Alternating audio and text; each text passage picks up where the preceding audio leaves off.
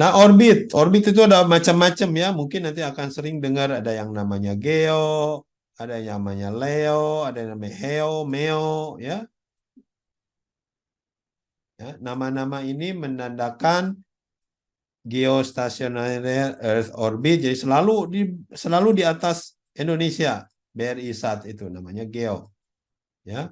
Leo yang dekat bumi, ya.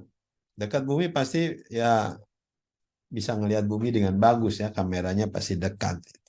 Jadi yang perlu kamera pasti yang dekat-dekat, yang telekomunikasi pasti di Geo. Yang lainnya di tengah-tengah, ya.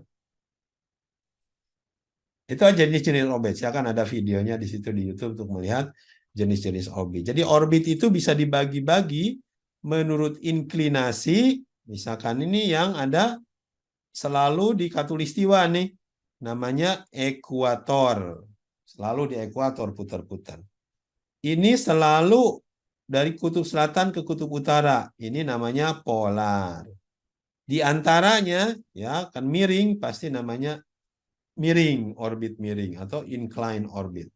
Jadi kalau sering-sering dengar-dengar orbit-orbit ini ya berarti posisinya terhadap eh, khatulistiwa semacam apa.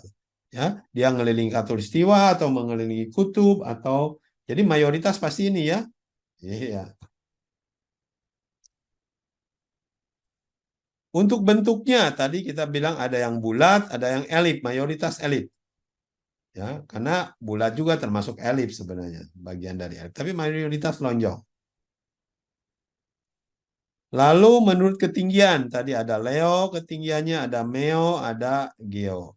Ya, Geo itu ketinggiannya ya sekitar 36.000 ya, 36.000 kilometer tinggi. Ya, kalau yang rendah-rendah ya antara 100 sampai 2.000 kilometer. Ya. International Space Station misalkan 500-600 kilometer. Orbit dekat ya bisa 200-300 kilometer. Itu jenis-jenis orbit ya. Nah, orbit type tadi ada yang Leo, paling banyak sekarang itu Leo.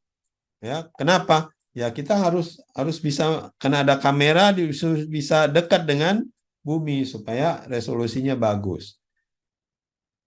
Untuk Geo ya dia selalu berputar bareng dengan bumi, makanya selalu dia di atas kota tersebut. Ya.